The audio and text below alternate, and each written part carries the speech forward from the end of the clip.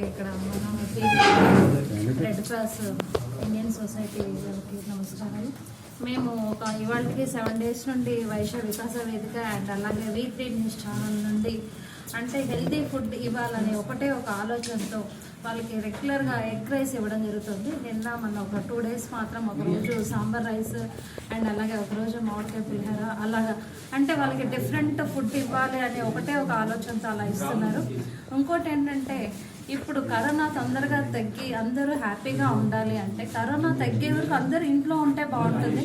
Police department వాళ్ళైతే ఏంటి, ఇప్పుడు డాక్టర్స్ అయితే ఏంటి, వాళ్ళ భార్య పిల్లల్ని వదిలిపెట్టుకొని వాళ్ళు వర్క్ చేస్తున్నారు. అంటే కొంతమంది చిన్న పిల్లల్ని డాక్టర్స్ అనుకోండి చిన్న పిల్లల్ని వాళ్ళకి కనీసం మాటలు కూడా రాని పిల్లల్ని ఇంట్లో వదిలిపెట్టి డ్యూటీ చేస్తున్నారు.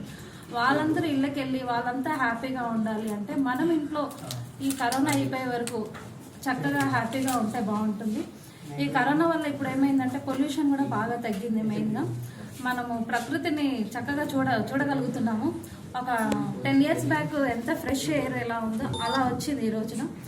ముఖ్యంగా ఏంటంటే రోజు చేతులు కడుక్కోవడము, సోపు, శానిటైజర్స్, అలాగే ఇంకొకటి ఏంటంటే పేద వాళ్ళకి రోజు పని చేసుకుంటే కానీ నడవని వాళ్ళు చాలామంది ఉంటారు.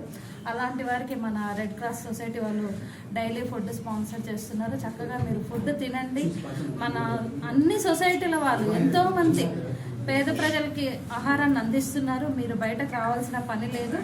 మీరు మేము పని చేసుకోలేదు, బ్రతకలేకపోతున్నాము అనుకునే వాళ్ళు ఎవరైనా ఉంటే వాళ్ళు ఏ ప్రెస్ వాళ్ళకి చెప్పినా కూడా దాతలు ముందుకెళ్తారు, వాళ్ళకి ఫుడ్ ఇస్తారు. కాబట్టి మీరు హ్యాపీగా ఇంట్లోనే ఉండండి.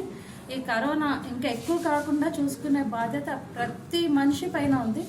Please careful.